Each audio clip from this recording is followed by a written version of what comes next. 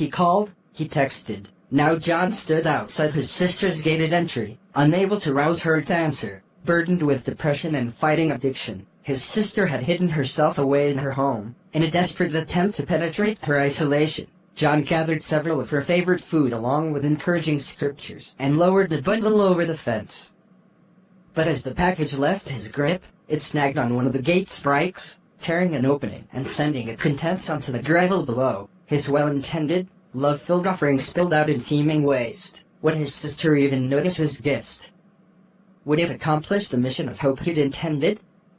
He can only hope and pray as he waits for her healing. Hi everyone, welcome to our YouTube channel. If you are new, thank you for clicking this video. And if you have been with us from day one, welcome back. We are going to be talking about pierced love of God.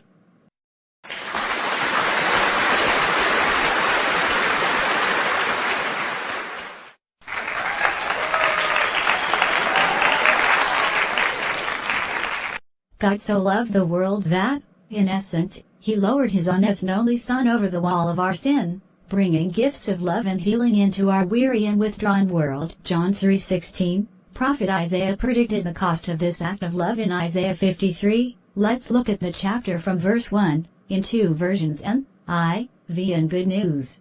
I will be reading from NIV version. And I will be reading from Good News version. Verse 1, the people replied, "Who would have believed what we now report? Who could have seen the Lord's hand in this? Who has believed our message, and to whom has the arm of the Lord been revealed?" Verse 2, it was the will of the Lord that his servant grew like a plant taking root in dry ground. He had no dignity or beauty to make us take notice of him. There was nothing attractive about him, nothing that would draw us to him. He grew up before him like a tender shoot, and like a root out of dry ground. He had no beauty or majesty to attract us to him, nothing in him appearance that we should desire him.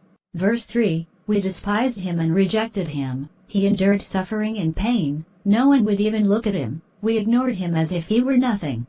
He was despised and rejected by mankind, a man of suffering, and familiar with pain, like one from whom people hide their faces. He was despised, and we held him in low esteem.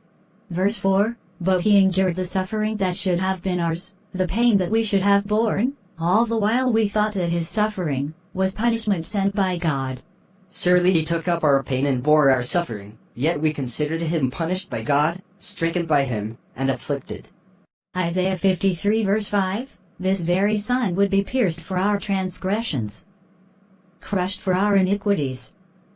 His wound would bring the hope of ultimate healing. He took on himself the iniquity of us all. What greater love has anyone showed you more than that of Jesus dying so you can be saved?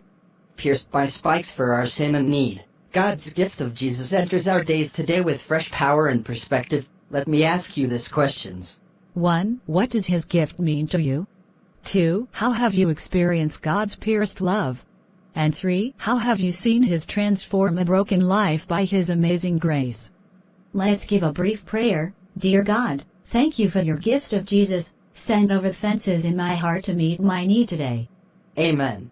For more videos, make sure to like, subscribe and shares. Turn on your notification bell. Comment your answers to these questions. We will see you in our next one.